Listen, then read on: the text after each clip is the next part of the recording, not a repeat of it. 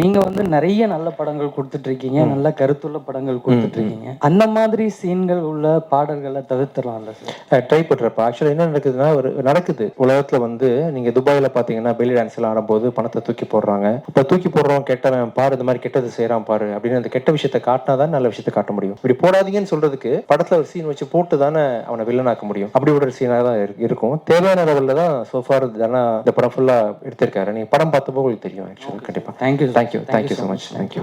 எனக்கு ஒரே ஒரு கொஸ்டின் கேட்கணும்.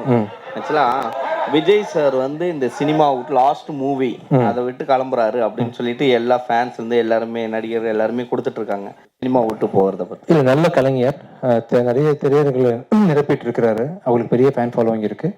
தொடர்ந்து நடிக்கணும். பட் அவர் நினைச்சிருக்க விஷயத்த பண்ணிட்டு நடிக்க முடியாது இல்லையா?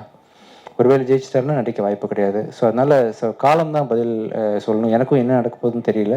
வெயிட் பண்ணிட்டு இருக்கேன்.